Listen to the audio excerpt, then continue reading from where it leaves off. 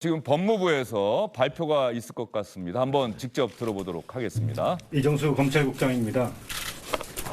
입장문은 비배부해 드렸습니다. 법무부 장관의 입장을 요약해서 제가 대신 보고 드리겠습니다. 법무부 장관은 검찰총장 직무대행으로부터 종전 입장을 그대로 유지하였다고 보고를 받았고 그 결정 과정과 내용을 확인하였습니다. 법무부 장관은 수사 지휘권은 필요 최소한의 범위 내에서 행사되어야 하고 특히 혐의 유무에 관한 기소 지휘는 그 판단이 명확성의 원칙에 반하지 않는 한 매우 신중해야 한다는 입장입니다. 사건의 결론만큼이나 처리 절차는 공정해야 하고 의사결정 과정이 합리적이어야 국민이 결론을 납득할 수 있습니다. 절차적 정의도 매우 중요하다는 것이 장관의 소신입니다. 법 집행을 책임지는 장관으로서 자의적 사건 배당과 비합리적 의사결정에 대해 검찰 스스로 다시 판단해 보라는 취지로 수사 지휘를 하였던 것입니다.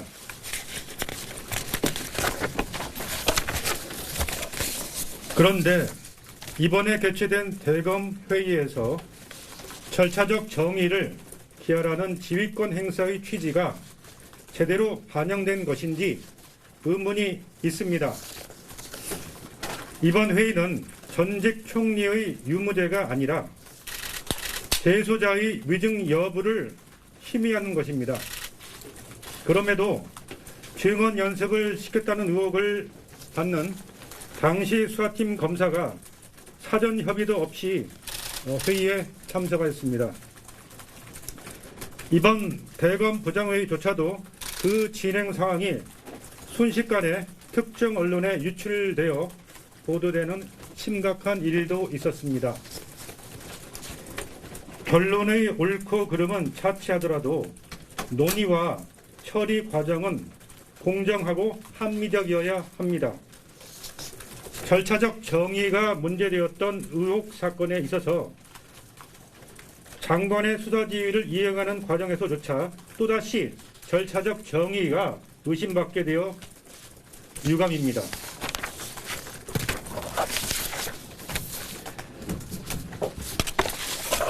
이 사건의 실체적 진실 여부와는 별개로 최초 사건 조사 과정에서 검찰의 직접 수사 관행이 부적절했다는 단면이 드러났습니다. 모해 위증 교사 의혹은 변론으로 하더라도 재소자들을 동시에 같은 장소에 소환하여 증언 연습을 시킨 것은 아닌지 하는 의문을 품기에 충분한 정황이 있었던 것도 사실입니다. 법무부 장관은 이번 사안에서 드러난 검찰 직접 수사와 관련한 각종 문제점을 시정하기 위하여 실효적 제도 개선 방안을 강력히 추진하겠습니다. 사건 처리 과정에서 확인된 인권 침해적 수사 방식 등과 대검 부장회의 내용의 언론 유출을 합동 감찰하겠습니다. 절차적 정의를 세울 수 있도록 법무부와 대검이 합동 감찰을 통해 진상을 철저하게 규명하겠습니다. 합동 감찰의 결과를 바탕으로 중요 사건의 합리적인 절차와 기준을 마련하겠습니다. 더 이상 검찰 제 식구 감싸기 논란이 없도록 검찰 수사를 시민이 감시하는 시민 통제 방안을 적극 검토하겠습니다. 이상입니다. 자, 법무부에는 뉴욕 감찰관 있고 뉴욕 감찰관 밑에서 실질적으로 일을 많이 하는 사람이 그 검사가 누구였죠? 뭐 지난번 이제 윤 총장 징계 국면에 나왔던 뭐 박은정 담당관이나 박은정 감찰 담당관. 예, 뭐 그런 당시에 뉴욕 감찰관을 패싱했다. 뭐 그런 논란 이런 의혹이 있었죠. 예. 대검의 감찰은 누가? 한동수 감찰부장이죠. 네, 한동수 감찰부장이 거기에서 같이 일하는 검사가 이문정 검사죠. 그렇습니다. 예. 그러면 기본적으로 뭐 박범계 법무부 장관 또는 추미애 전 장관이 임명하고 지명한 사람들이 앞으로 합동 감찰을 주도하게 되는 거겠네요. 그렇습니다. 네, 예. 그렇게 될 수밖에 없습니다. 그러면은 합동 감찰의 결과는 조사 과정에서 상당히 또 경론이 있을 것도 같은데 이 검사를 대상으로 한 조사 아니겠습니까? 감찰 네, 아니겠습니까? 그렇습니다. 네. 합동 감찰의 결과는 그렇다고 한다면 문제가 있다라고 하는 쪽으로 나올 가능성이 크겠네요. 그 사실 뭐 기자로서 막 그렇게 단언을 하고 싶지 예. 않습니다. 이게 사실 공정하게 이루어졌으면 좋겠고 뭐 어떤 사람이 누가 임명한 사람이 조사를 했으니까 이렇게 결과가 그렇게 나오고 그건 정말 바람직하지 않은 건데요. 근데 어쨌든 계속 이게 지금 흘러가고 있는 상황이 외형이 그런 오해를 낳을 수밖에 없는 상황으로 흘러가고 있고 그래서 지금 뭐 그런 말들이 계속 나오고 있는 겁니다. 그래서 감찰 과정에서도 사실 그런 잡음, 논란, 뭐 언론 보도 이런 것들이 뭐 이어질 수밖에 없을 것 같습니다. 오늘 아까 합동 감찰의 대상 중에 하나가 또 하나 나온 게 지난번에 대검 부장검사회의 전국 고검장 연석회의 확대 회의의 결론이 뭐 10분도 안 돼서 언론에 네. 보도가 됐다. 네. 이 과정도 들여다보겠다라고 했는데 네네. 뭐 그건 어떻게 조사를 하는 겁니까? 참석자들 대상으로 당신이 언론에 기자에게 유출했습니까? 이걸 조사하겠다는 겁니까? 그러니까 뭐 저것도 사실 저는 어떻게 조사를 하겠다는 건지 잘 감은 좀 서질 않는데요.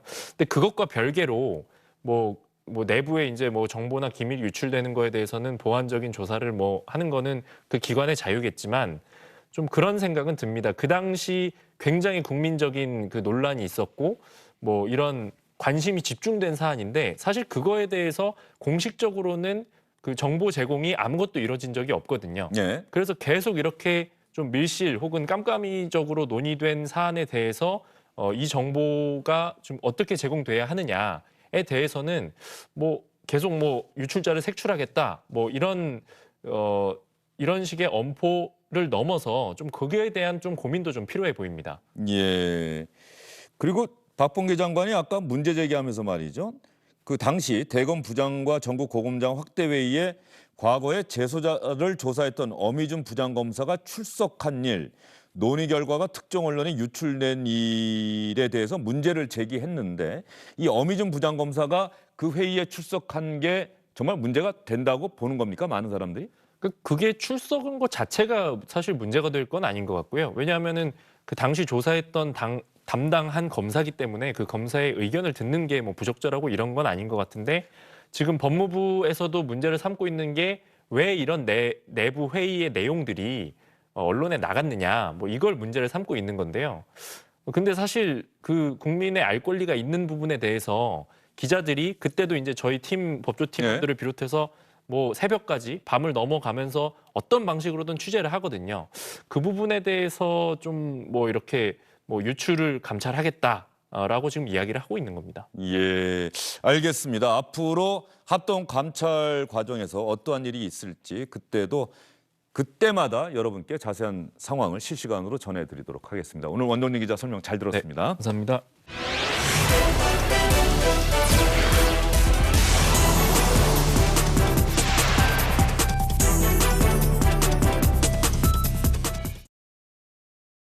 안녕하십니까, 주영진입니다. 더 많은 뉴스와 라이브 이벤트를 보고 싶으시다면 화면 오른쪽을 눌러서 구독해 주시기 바랍니다. 저희 SBS 앱을 다운로드 받으시면 뉴스 속보 알림도 받아보실 수 있습니다. 텔레비전으로도 SBS 뉴스, 유튜브로도 SBS 뉴스 잊지 마시기 바랍니다.